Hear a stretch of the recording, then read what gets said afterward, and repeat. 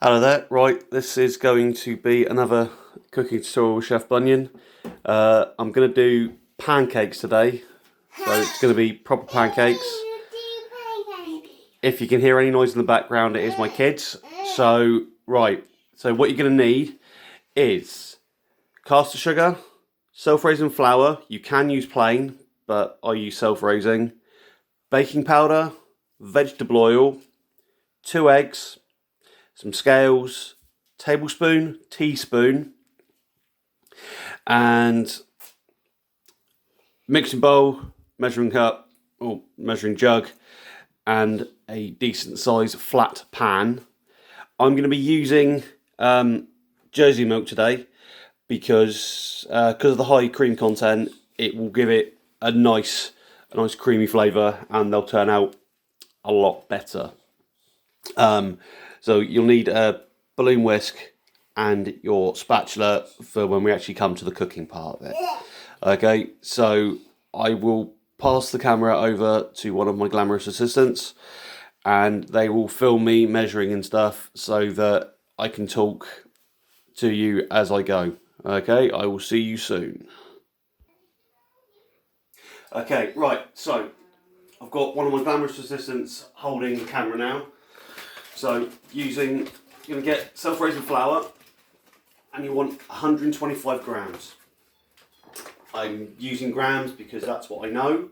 Obviously you can go onto different platforms and do your own conversions. I'm just doing it in grams because it's what I know. So 125 grams of self-raising flour. This isn't product placement. I'm not sponsored by any of the products that I'm using. They just happen to be where I shop. Right, so we've got the flour goes into the mixing bowl. Okay, then you want 2 tablespoons of caster sugar. You can use different kinds of sugars, but I find caster sugar is best for baking. I normally put about 2.5 in, just because I like my pancakes sweet.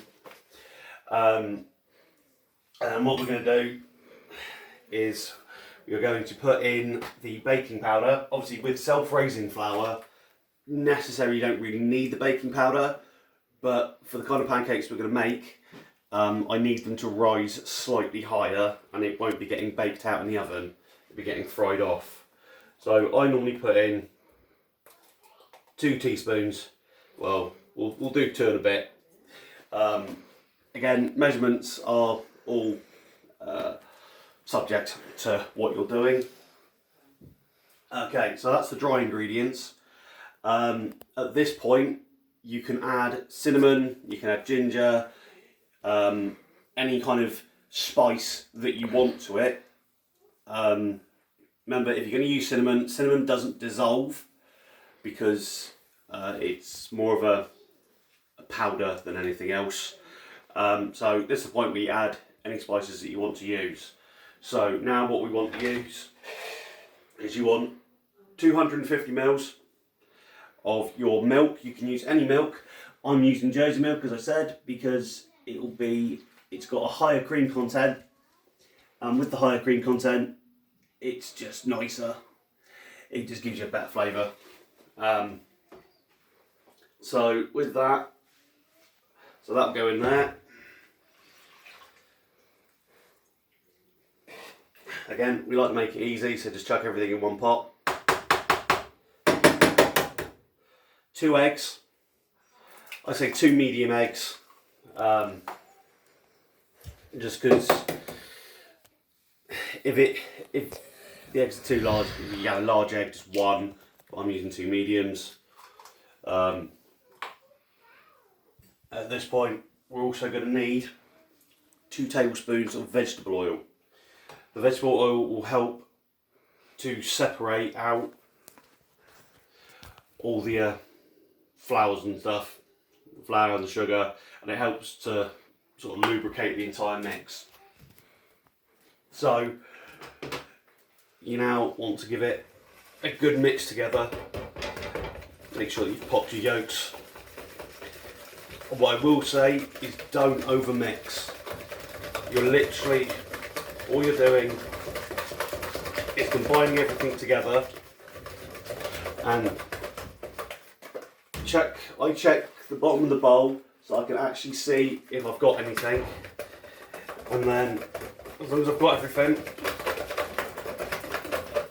then we're all good.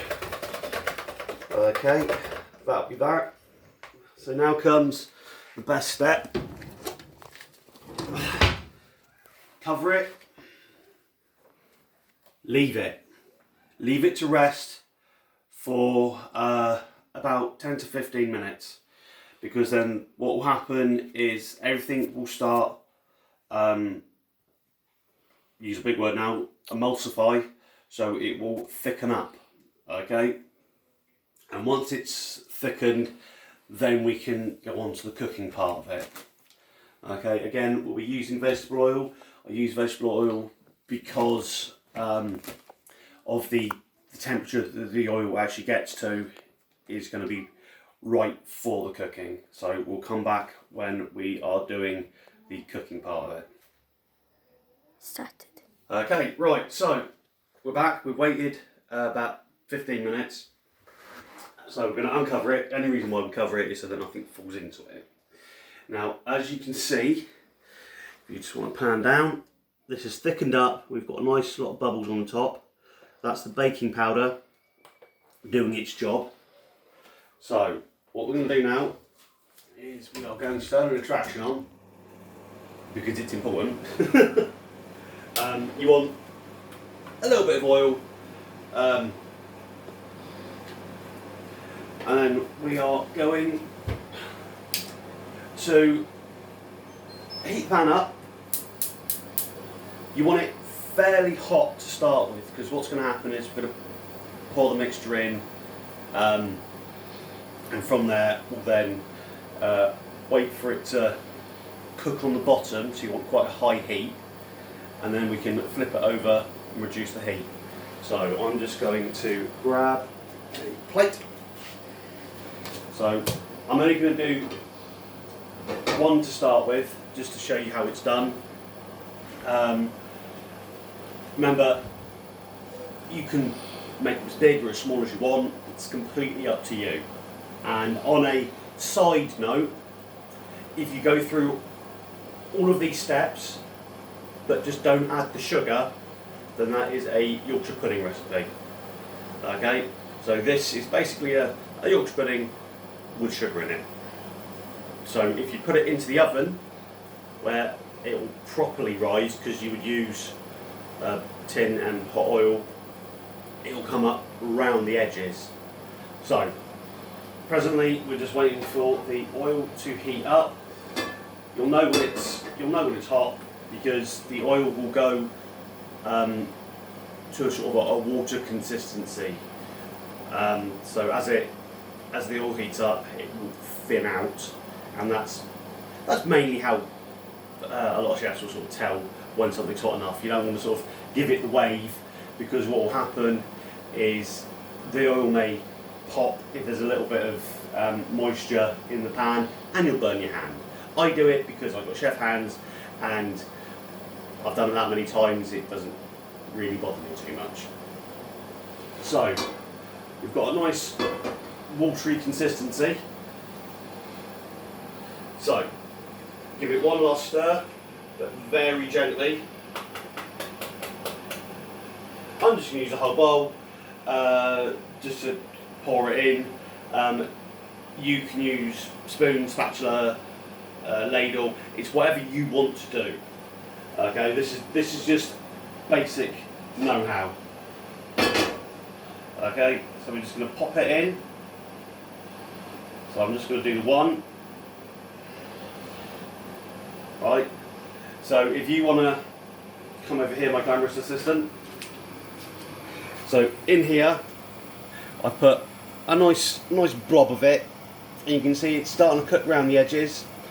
You'll see it starting to change colour from a white to a slightly more golden colour, that's good. You'll see bubbles coming up and popping. Once the bubbles stop coming up and popping, that's when you know that the underside's pretty much done. Obviously, at this stage, if you wanted to add any blueberries or anything like that to the cooking process, you can. You've got to wait for it to thicken, because otherwise they'll just all sink to the bottom. So once it's good and thick, that's when we go to the next stage. Okay, so get your spatula. You can see the bubbles are starting to form and pop nicely. You'll just see around the edges it's starting to brown. So at this point, I'm going to turn the heat down, and then that will stop. That will help the bubbles to sort of all rise up, because if you do it too hot, it can sort of start spreading everywhere. So once the bubbles have calmed down, just going to get our spatula, get it underneath, nice little turn. As you can see, got a lovely colour on the top. Okay, we'll turn the heat back up, and now this part is we just wait, just sort of waft the oil back and forth. Obviously, this is the oil is what's cooking it. So I don't recommend doing this. I do it because I've got chef hands. You can feel the density of it. I would say do it probably with your spatula, because you can see it's still quite soft. That'll all cook off, and then as that cooks off completely,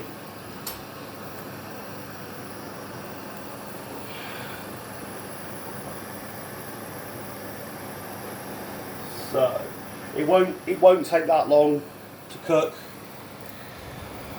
Yep, that's about it. So I'm going to turn the heat down, so I'll just show you both sides, so you can see how we've got a lovely pattern. Turn it back over. Again, that's where it was in contact with first. Drain off excess oil, move it over. I'm just going to cut this one open just so you can see inside it. So cut this one open. It looks a bit like toast. Yeah.